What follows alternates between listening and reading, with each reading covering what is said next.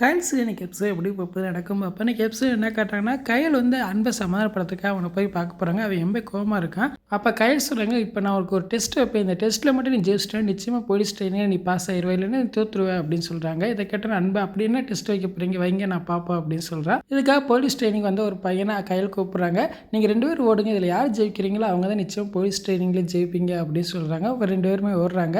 அதில் அந்த பையன் வந்து கீழே விழுந்துடுறான். உடனே குடும்பமே என்கரேஜ் பண்ணுறாங்க, ஒன்றா முடி எந்திரிங்கிறாங்க. அதையும் மீறி எந்திரிச்சு அந்த ரேஸில் அவன் ஜெயிச்சு காட்டினான். உடனே அன்பு எம்பே கோவமாக இருக்கான். அப்போ கயல் சொல்கிறாங்க, அந்த பையன் ஜெயிச்சானே அது காரணம் யாருன்னு நினைக்கிறான், அவன் குடும்பமே என்கரேஜ் பண்ணால தான் அவன் ஜெயிச்சான். நீயும் ஜெயிக்கன்னா கட்டாயம் நம்ம ஃபேமிலியோட சப்போர்ட் உனக்கு வேணும், ஃபேமிலி சப்போர்ட் இல்லாமல் யாராலையும் ஜெயிக்க முடியாது அப்படின்னு சொல்கிறாங்க.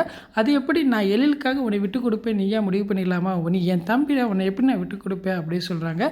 எதுனா நல்லா யோசனை பண்ணி முடிவெடு அப்படின்னு சொல்லிட்டு கையில் கிளம்பிடுறாங்க.